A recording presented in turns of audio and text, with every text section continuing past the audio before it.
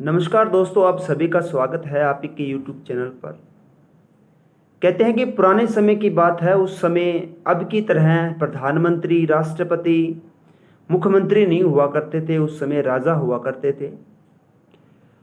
तो कहते हैं कि उस समय एक देवराज नाम का राजा हुआ और वो राजा बहुत ही नेक दिल और अच्छा इंसान था। कहते हैं कि वो सबसे पहले अपने राज्य में ये सुनिश्चित कर लेता हर शाम को कि सभी ने खाना खा लिया। उसके बाद वो खाना खाया करता था।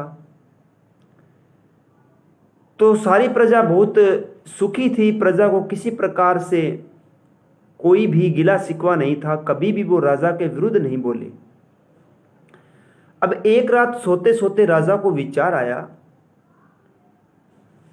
कि मैं तो एक अच्छा राजा हूं, पूरी जो प्रजा है मेरे से खुश है, लेकिन इस बात की क्या गारंटी है कि मेरे बाद मेरे पुत्र राजा बनेंगे तो वो भी इतने नेक दिल होंगे कि प्रजा को खुश रखेंगे हर प्रकार से। और प्रजा ऐसी है कि कुछ बोलती ही नहीं है। अगर थोड़ा बहुत गड़बड़ हो तो भी नहीं बोलती है। और अगर ऐसे ही प्रजा चुप बैठी रही तो फिर अगर कोई राजा आने वाला क्रूर हुआ, निर्दयी राजा हुआ, तो ये जो प्रजा है उसके सामने बोलेगी नहीं और फिर ये कैसे काम चलेगा। तो राजा ने सुबह ही अपने मंत्री को बुलाया और मंत्री को ये पूरी बात बताई। उसे बोला कि हमने ऐसा काम करना है कि सोई हुई प्रजा को जगाना है, जिससे कि आने वाले समय में अगर कुछ गलत होता है तो ये पूरी प्रजा राजा का विरोध कर सके, बोल सके। तो मंत्री ने हंसकर कहा, राजा जी अब तो ये मुमकिन नहीं है। राजा ने कहा, ऐसे कैसे मुमकिन नहीं है, मैं करके दिखाऊंगा।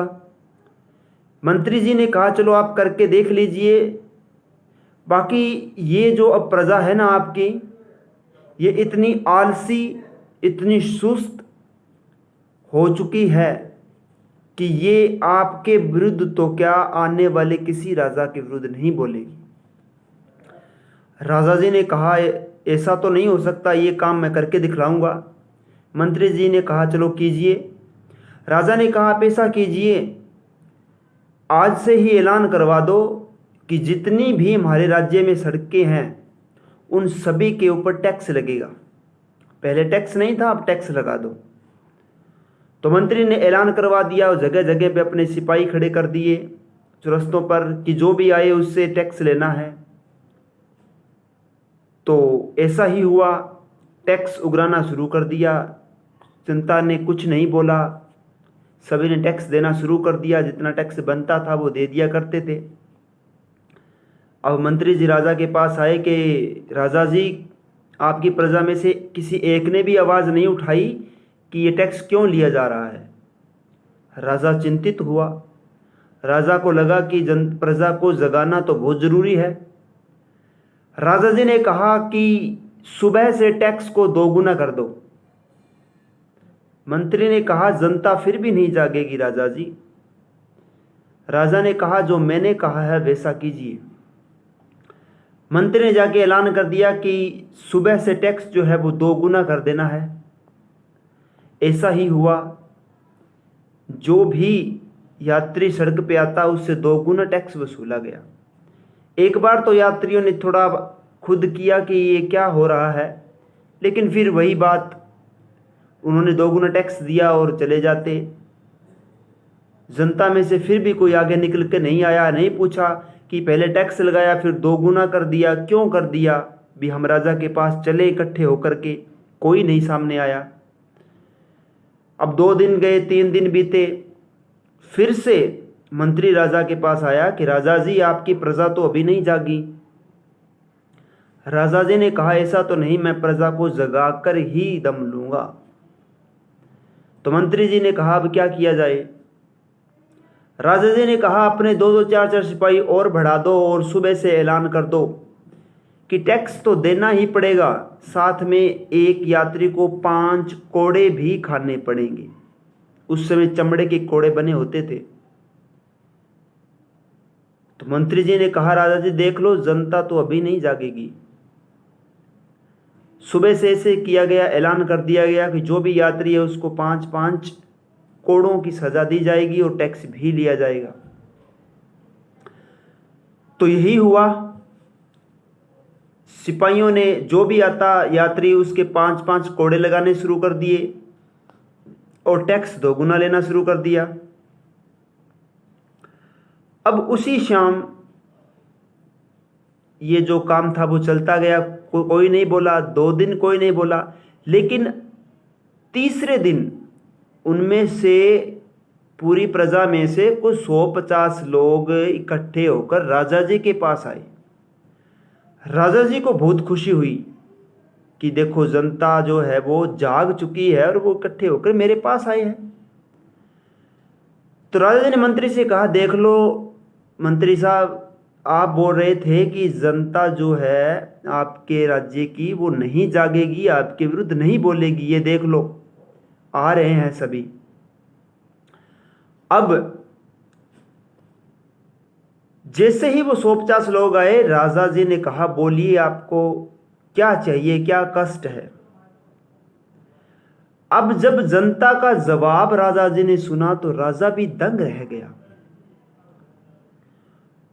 उन 100 लोगों में से एक आदमी आगे आया और उसने बोला कि राजा जी आप टैक्स लेते हो ये सही है, हम इसके विरुद्ध नहीं हैं। आपने 5-5 कोड़ों की सजा दे दी ये भी सही है, हम इसके विरुद्ध भी नहीं हैं।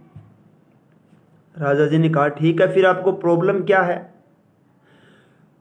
बोले हमें दिक्कत ये है कि आप जो है ना सिपाहियों की संख्या बढ़ा दीजिए वहाँ पर, क्योंकि जो आपके सिपाही है ना, जब वो 5-5 कोड़े लगाते हैं तो 5 कोड़े लगाने में एक सिपाही को टाइम लग जाता है 1-2 मिनट का, इससे हमें दिक्कत होती है टाइम की। तो आप वहाँ पे ना डबल कर दो सैनिकों की जो संख्या है, जिससे कि 2 सैनिक अगर कोड़े लगाएंगे तो वो 5 कोड़े 1 मिनट का काम है तो आधा मिनट में हो जाएगा, इससे हमारा समय बच जाएगा। अब ये बात सुनी तो मंत्री जी की हंसी निकल गई और राजा जी ने भी अपना सिर झुका लिया कि ये मैंने कैसी प्रजा तैयार कर दी। जो इस बात का विरोध करना चाहिए था उन्हें कि हमें कोड़ों की सज़ा क्यों दी जा रही है और टैक्स क्यों लिया जा रहा है, वो लोग बोल रहे हैं कि हमें कोड़े लगाने में समय ज़्यादा लगता है तो आप संख्या बढ़ा दीजिए। तो ये हालात जो है ना आज हमारे बीए टेट पास वालों का हो चुका है। यहाँ के राजा तो क्रूर है ही, उन राजाओं के विरुद्ध हमें बोलना है, लेकिन सब लोग अपने घरों में दुबके बैठे हैं और वो बहाना लगाते हैं कि उनके माता पिता उन्हें जाने नहीं देते। देखिए बहुत बड़ी त्रासदी है ये कि या तो हमारे माता पिताओं ने हमें ऐसा ही तैयार कर दिया है कि उन्होंने बोल दिया है कि क्रूर राजा के विरुद्ध नहीं बोलना, या फिर हमारी मानसिकता ऐसी बन चुकी है कि ऐसे क्रूर राजाओं के विरुद्ध हमने बोलना ही नहीं। देखिए पहले उन्होंने हमारी पोस्टें थोड़ी बहुत निकाली, 50-60 बैकलॉग निकाल दिया, हम कुछ नहीं बोले। उसके बाद में इन्होंने कहा हमारे पास पोस्टें है नहीं, हम नहीं बोले। उसके बाद में एसएसटी वालों की जगह तो इंग्लिश वालों ने ले ली, हिंदी पंजाबी वालों की जगह मैथ साइंस वालों ने ले ली, हम फिर भी नहीं बोल रहे हैं। अब हमें कोड़े पड़ रहे हैं, लेकिन हमारे जो तैयारी करने वाले अध्यापक है ना, जो कैडर, वो बोल रहा है जी ऐसा कीजिए आप पोस्टें मत निकालिए, चाहे साल बाद निकालिए, 2 साल बाद निकालिए, 4 साल बाद निकालिए, हमें तो तैयारी ही करनी है। तो साथियों जाग जाओ, आने वाला समय और भी खराब आने वाला है। अगर आज नहीं जागे तो फिर आगे जाकर के जागने का कोई फ़ायदा नहीं है। इन कोड़ों की संख्या 5 से 10, 10 से 20 होगी, इसमें कोई संदेह नहीं है। तो सभी से मेरा अनुरोध यही है कि संगरूर टैंकी के नीचे ज़्यादा से ज़्यादा संख्या में पहुंच जाएं, जिससे कि हमारा अस्तित्व बचा रह सके। सीख लीजिए एडीटी वालों से। धन्यवाद आपका सभी का बहुत।